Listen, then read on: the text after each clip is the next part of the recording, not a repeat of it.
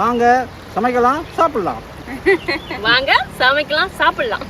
வாங்க சமைக்கலாம் சாப்பிடலாம்.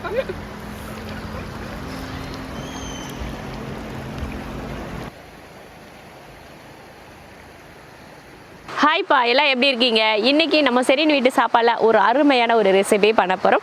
மட்டனில் தான் பண்ண போகிறோம். மட்டன் கிரேவி பண்ணிவிட்டு சாதத்துக்கு பிசைஞ்சு சாப்பிட்றதுக்கு ஏற்றா போல்.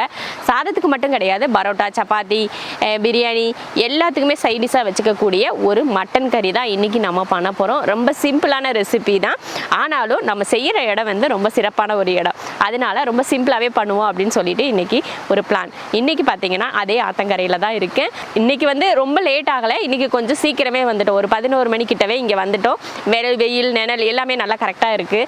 சூப்பராக இருக்குது. கிளைமேட்டும் பார்த்திங்கன்னா ரொம்ப நல்லா இருக்குது. அதிக வெயில் நம்ம ஆற்றுக்கிட்ட இருக்கிறதுனால அதிக வெயிலெல்லாம் ஒன்றுமே தெரியல. ரொம்ப ஜாலியாக இருக்குது.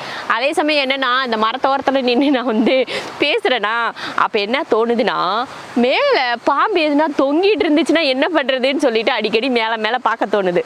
சரி, அது ஒரு பக்கம் தொங்கிட்டு கொஞ்சம் மட்டன் செஞ்சு இந்தா நீ கொஞ்சம் சாப்பிடுன்னு சொல்லி கொடுத்துட்டு போயிடுவோம்.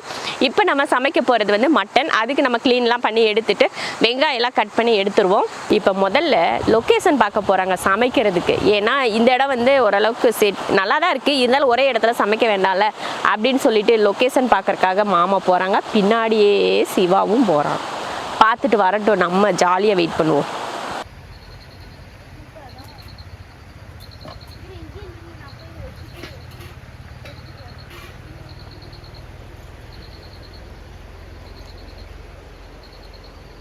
வெங்காயம்லாம் உரிச்சிடலாம். 2 வெங்காயம் தான் எடுத்து வந்தேன் வீட்டில் இருந்து. 2 வெங்காயத்தை உரிச்சிக்கலாம். ஏன்னா 1 கிலோவுக்கு 2 பெரிய வெங்காயம் போதும்.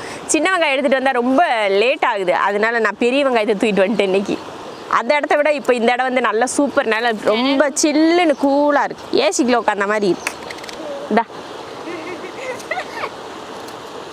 பின்னாலே ஸ்லிப் ஆகுது. விழுந்தோம்னா எனக்கும் சிவானாக்கும் மண்டதோட. ஏன்னா எங்கள் அம்மா ஒரே இடத்துல தான் உட்காந்துட்டு இருக்காங்க. நாங்களும் போயிட்டு வாய்ஸ் கேட்காதுன்னு நினச்சேன். ஒரு நாள் அசிஸ்டன்ட் வேலைக்கு வந்துட்டு என்னென்ன வேலை பேசுற. Location producer. சீக்கிரம் வெட்ரிங் ப்ரொடியூசர் இல்ல. இப்பதானே ஃபுல்லா சாப்பிட்டு வந்து உட்காந்துருக்கேன். 2 பரோட்டா முழுசா தின்னு போட்டு, அது 2 பரோட்டா, அது கடலைக்கறி. கடலை ஆமாம், சீக்கிரட்டை வெளியில் பேசாதீங்க. இப்போ கடலைக்கறி ஃபுல்லாக எனக்கு கூட மிச்சம் வச்சாம தின்னு போட்டு. போய் 2 கடலைக்கறி, ஒரு கடலைக்கறி நீங்க தான் ஃபுல்லா சாப்பிட்டீங்க. இன்னொன்று இருந்தது, அதில் நானும் சிவானும் நம்ம சாப்பிட்டோம். சோத்து கடிச்சுக்காதீங்கப்பா. நீ சாப்பிடவே இல்லை? அப்போ நான் சாப்பிடவே இல்லை. ஒரு பரோட்டா தான் சாப்பிட்டேன். ஒரு அரை பரோட்டா. சரி, உனக்கு ஒரு 2 பீஸ் சேர்த்து கொடுக்குறேன். சரியா? ஓகே. எப்படி ஸ்டாண்டு தட்டு கீழே விழுந்துருதா? அதனால மாமா வந்து பிடிச்சிட்டு உட்காந்துட்டு இருக்காங்க. நான் வெட்டிக்கிட்டு இருக்கேன். அப்புறம் நிறைய பேர் வந்து இது எந்த லொக்கேஷன் அப்படின்னு சொல்லி நீங்கள் கேட்டுகிட்டே இருந்தீங்க. ஆனைக்கட்டின்னு சொல்லிட்டு நான் நிறைய டைம் சொல்லிட்டேன். ஆனைக்கட்டியிலேருந்து ஒரு 10 கிலோமீட்டர் உள்ளே வந்தீங்கன்னா லெஃப்ட் சைடில் இருக்கும் அந்த ஆறு. அப்போ ரோட்டு பக்கத்தில், ரோட்டு மேலேயே தான் இருக்கும். ரொம்ப உள்ளேலாம் போக தேவையில்லை. உங்களுக்கு அந்த இடத்துல குளிக்கிறதுக்கு எல்லாம் குளிக்கலாம், விளையாடலாம். லேடிஸ் வந்து குளிக்கிறது கொஞ்சம் கஷ்டம் தான். ஏன்னா ஓப்பன் பிளேஸாக இருக்கனால கொஞ்சம் ஒரு மாதிரி இருக்கும். அந்த இடம் தான் நான் நிறைய இடத்துல சொல்லியிருக்கேன். ஆனைக்கட்டியில் இருக்குது அப்படின்னு சொல்லிட்டு எல்லா வீடியோலையும் சொல்லியிருக்கேன். ஆனைக்கட்டியில் தான் இருக்குது. இந்த ஆனைக்கட்டிலேருந்து ஒரு 10 கிலோமீட்டர் தள்ளி வந்தீங்கன்னா அந்த ஆறு வந்து மெயின்லேயே இருக்குது. அந்த லெஃப்ட் சைடு, ரைட் சைடு 2 பக்கமும் எந்த பக்கம் வேணாலும் நம்ம இறங்கிக்கலாம். அந்த பாலத்துலேருந்து 2 பக்கமும் எங்கே வேணாலும் இறங்கி நீங்கள் போயிட்டு விளையாடலாம், குளிக்கலாம். ஆனால் எப்பயுமே நான் சொல்கிறது என்னென்னா, ஆற்றுல போய் தெரியாத இடத்துல ஒரு ஆற்றுக்கு போனீங்கன்னா பார்த்து ஆளுங்கள்லாம் ஆள் புழக்கம் இருக்குதா இல்லையான்னு பார்த்துட்டு அந்த இடத்துக்கு தான் போகணும். இல்லை புதுசாக ஒரு இடத்துக்கு போய் சட்டுன்னு ஒரு இடத்துல இறங்கிடக்கூடாது. அப்படி இறங்குனீங்கன்னா திடீர்னு அந்த இடத்துல புதக்குழி மாதிரி இருக்கும். மணல் வந்து உள்ளே இழுத்துக்கும். பாறைக்கு பக்கத்தில் இறங்குனீங்கன்னா அந்த பாறைக்கு பக்கத்தில் வந்து ரொம்ப ஆழமாக போயிடுச்சுன்னா உள்ளே கால் பிடிச்சி இழுத்துக்கும். இந்த மாதிரிலாம் நிறைய விஷயங்கள் இருக்குது. அதனால் ஆற்றுல இறங்குறப்போ புது இடத்துக்கு போனீங்கன்னா ஆள் புழக்கம் அதிகமாக இருக்கிற இடத்துல மட்டும் நீங்கள் விளையாடுங்க. ஆள் புழக்கம் இல்லை அப்படின்னா அந்த இடத்துல இறங்கவே இறங்காதீங்க. அவ்வளோதான். இதுதான் என்னோட பர்சனல் அட்வைஸ். நான் பசங்க வெளியில் தண்ணியில் ஃப்ரெண்ட்ஸுங்க கூட போகிறாங்க அப்படின்னாலே நான் சொல்லி விட்றது இதுதான். அதிகமாக வெளியில் உள்ளே போகாதீங்க, எல்லோரும் இருக்கிற இடத்துக்கு போங்க. உள்ளூர்காரங்க எந்த இடத்துல இருக்காங்களோ அந்த இடத்துல போய் விளையாடுங்க அப்படின்னு தான் சொல்லுவேன். ஏன்னா உள்ளூரில் இருக்கிறவங்களுக்கு தான் தெரியும் அந்த இடத்துல என்ன இருக்குது ஏது இருக்குது அப்படின்னு சொல்லிட்டு. நம்மளை மாதிரி வெளியிலேருந்து வரவங்களுக்கு வந்து இந்த இடத்துல என்ன நடக்குது எப்படி இருக்கும், இந்த தண்ணியில் கரெக்டாக இறங்கி நடந்தால் கரெக்டான. இப்போ நாங்கள் இதில் நடுவில் கூட நாங்கள் இது வரைக்கும் போனதே கிடையாது. ஏன்னா உள்ளே எப்படி இருக்கும் அப்படின்றது நமக்கு தெரியாது இல்லையா. ஓரமாகவே இருந்துட்டு ஓரமாகவே நாங்கள் வந்துடுறோம். அந்த மாதிரி தான் ஆள் புழக்க இருக்கிற இடத்துல போய் குளிக்கலாம். அங்கெல்லாம் ஆளுங்கள்லாம் நிறைய இருக்காங்க குளிக்கிறாங்க. அந்த இடத்துல போய் தாராளமாக நம்ம பயம் இல்லாமல் குளிக்கலாம்.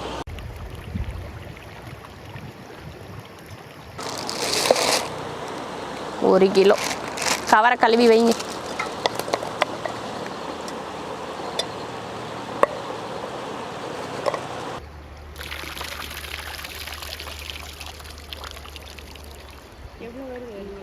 மாமா நம்மளோட ஆயுதத்தை எடுங்க.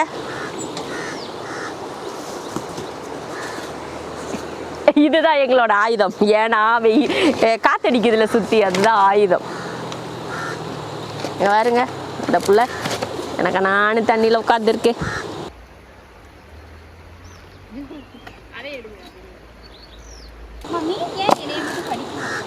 அதெல்லாம் நல்ல மனுஷங்களை தான் கடிக்குமா, உன்னையெல்லாம் கடிக்காது. எண்ணெய் ஊற்றிடலாம். பட்டை கிராம்பு ஏலக்காய். அடுத்து வெங்காயம் சேர்த்துருவோம். இந்த கருவேப்பிலை இருக்குது பார்த்தீங்களா, ஓவராக வெடிக்குது, அதனால கடைசியாக போடுறேன். நம்ம வீட்டில் எப்படி வதக்குவோம் வெங்காயம் அதே போல் நல்ல பொன்னிறமாக இதை வதக்கிடுவோம். எண்ணெயில் பொரிக்கிறப்ப இந்த பட்டை கிராம்பு ஏலக்காய் போட்டு தாளிக்கிற மனம் இருக்குது பார்த்தீங்களா, அந்த மனம் அவ்வளோ அருமையாக இருக்கும்.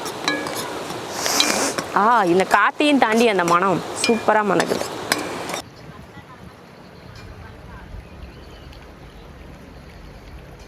வெங்காயம் பார்த்தீங்கன்னா இந்த அளவுக்கு நல்ல கலர் மாறிடுச்சு. இப்போ இஞ்சி பூண்டு பேஸ்ட் ஒன்றரை ஸ்பூன் இஞ்சி பூண்டு பேஸ்ட்.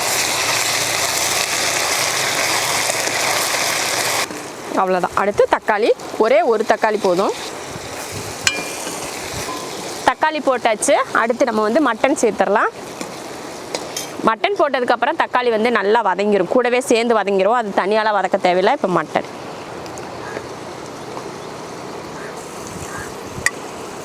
மட்டன் போட்டதுக்கப்புறமா மஞ்சள் தூள் முடி வச்சிருவோம். தேவையான உப்பு. இப்போ இதை கலந்துருவோம். ஒரு 10 நிமிஷத்துக்கிட்ட இதை நல்லா வதக்கி வேக விட்டுருவோம். அதுக்கப்புறமா நம்ம மசாலா தண்ணி இதெல்லாம் சேர்ப்போம்.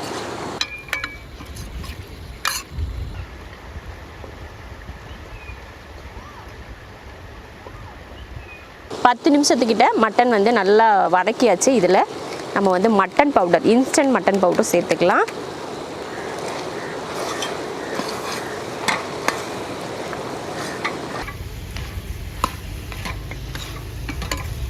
மாமா சூப்பராக இருக்கு பாருங்க. இப்படி எடுத்து சாப்பிடலாமா தண்ணி ஊற்றாம? பார்க்கறதுக்கு நல்லா இருக்குது.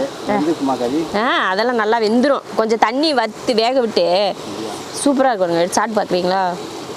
போட்டு தட்டா இருங்க, இங்கே இந்த தட்டில் தரேன்.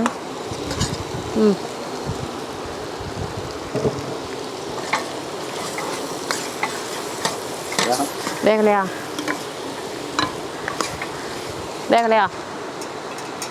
வெந்திருக்காது. சூப்பராக இருக்கா? வெந்திருக்குன்னு நினைக்கிறேன். அது எல்லாம் ஆட்டங்கறியாக தான் இருக்குது நல்லா. இப்போ 20 நிமிஷம் கிட்ட வெந்திருக்குமாம்மா? 10 நிமிஷம். கொஞ்சம் தண்ணி ஊற்றி வேக வச்சிடறேன். தண்ணி ஊற்றிடலாம். போதும், நிறைய வேணாம், கொஞ்சமாகவே கிரேவி மாதிரி வச்சுக்கலாம்.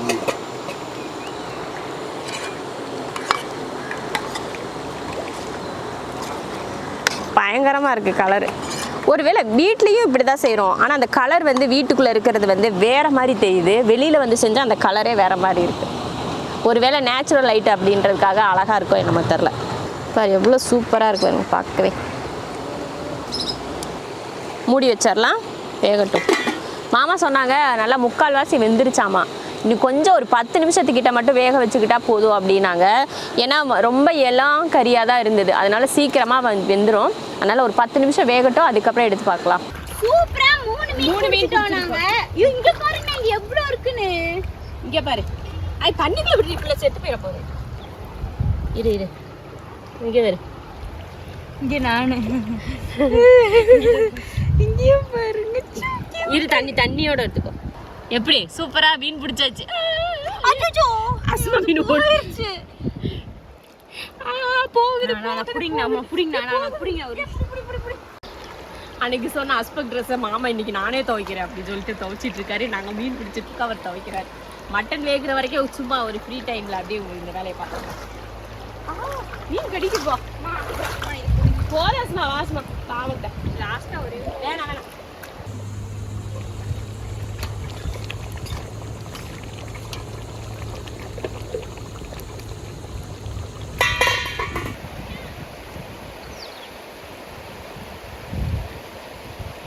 இப்படி 20 நிமிஷம் 10 நிமிஷம் மாமா வேக வைக்க சொன்னாங்க. நான் 20 நிமிஷம் கிட்டேயே நல்லா வேக வச்சு தண்ணியெல்லாம் நல்லா வற்றிட்டு கிரேவி பக்குவத்துக்கு வர வச்சுருக்கேன்.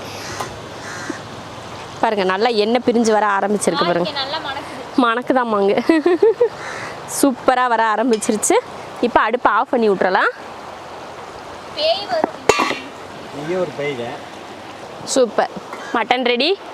சாப்பிட்லாமா?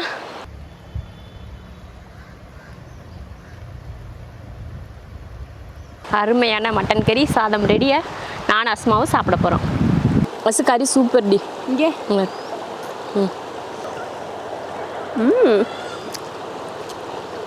டேஸ்ட் வேற மாதிரி இருக்குல்ல. நல்லா வெந்திருக்கு. நம்ம அதுக்கு முன்னாடி கொஞ்சம் மீனுக்கும் சாப்பாடு போட்டுடலாம். மீன் சாப்பிடுது சாப்பாடு. வாவ், இங்கே எவ்வளோ மீன் சாப்பிடுது பாரு.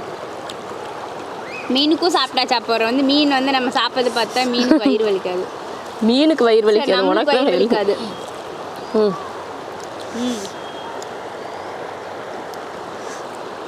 சூப்பர், சொல்ல முடியல. டேஸ்ட் எச்சி ஊற மாதிரி இருக்கு. சூப்பராக இருக்கு.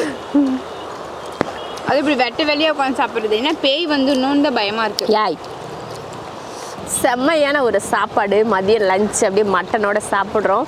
நீங்களும் இதே போல் மட்டன் குழம்பாக இருந்தாலும் கறியாக இருந்தாலும் இந்த மாதிரி ஃப்ரெண்ட்ஸுங்களோட எங்கேயாவது வெளியில் அவுட்டிங் போனீங்கன்னா செஞ்சு சாப்பிடுங்க. அவ்வளோ ருசியாக இருக்கும். நம்ம வீட்டில் சாப்பிட்றத விட இந்த மாதிரி வெளி இடங்களில் செஞ்சு சாப்பிட்றது ரொம்ப நல்லாயிருக்கும். அதே போல் டேஸ்ட்டும் பார்த்திங்கன்னா ரொம்ப வேறு லெவலில் இருக்குது. நீங்களும் இதே போல் செஞ்சு பார்த்துட்டு நம்ம ஷெரின் வீட்டு சாப்பாடு சேனலை சப்ஸ்கிரைப் பண்ணி வச்சுக்கோங்க. அதே சமயம் நம்ம போடுற வீடியோவை ஷேர் பண்ணி விடுங்க. உங்கள் ஃப்ரெண்ட்ஸ் அப்புறம் சொந்தக்காரங்க யாராக இருந்தாலும் அவங்களுக்கு ஷேர் பண்ணி விடுங்க. அப்போ தான் 4 பேர் இந்த மாதிரி வீடியோலாம் இருக்குது பார்ப்பாங்க, அவங்களுக்கும் யூஸ்ஃபுல்லாக இருக்கும். இதே போல் நான் அடிக்கடி உங்களுக்காக சமையல் பண்ணி சாப்பிட்டு காட்டுறேன். ரொம்ப பிடிச்சிருக்கு. எனக்குமே இது ரொம்ப சந்தோஷமாக இருக்குது. நான் இந்த மாதிரி அடிக்கடி வர்றதுக்கு காரணமே நீங்கள் பண்ணுற ஒவ்வொரு கமெண்ட்டுமே என்னையை ஊக்கப்படுத்துகிற மாதிரி இருக்கிறதுனால தான் நான் அடிக்கடி எனக்கு இங்கே வர தோணுது. அதே போல் உங்கள் கமெண்ட்ஸ் எல்லாமே எனக்கு சொல்லுங்கள். நீங்கள் எந்த அளவுக்கு இந்த வீடியோ பார்த்து என்ஜாய் பண்ணீங்க அப்படின்றத சொல்லுங்கள். சமையல் எந்த அளவுக்கு பிடிச்சிது அப்படின்றத சொல்லுங்கள். நான் பேசுனது எந்த அளவுக்கு பிடிச்சிருக்கு அப்படின்னு சொல்லிட்டு உங்களோட விருப்பங்களை கமெண்ட்டில் சொல்லுங்கள். நான் உங்களுக்கு இதே போல் செய்கிறேன். அது அவ்வளோதான். நான் போய் சாப்பிட்றேன். நான் இங்கே பாரு, நான் சாப்பிட்டு பிடிக்கிறதுக்குள்ள சாப்பிட்டு முடிச்சிட்டாயிவோம். சரி அடுத்து நானும் இன்னும் கொஞ்சம் சாதம் போட்டு அப்படியே சாப்பிட்டுட்டு அப்படியே கிளம்பலாம்.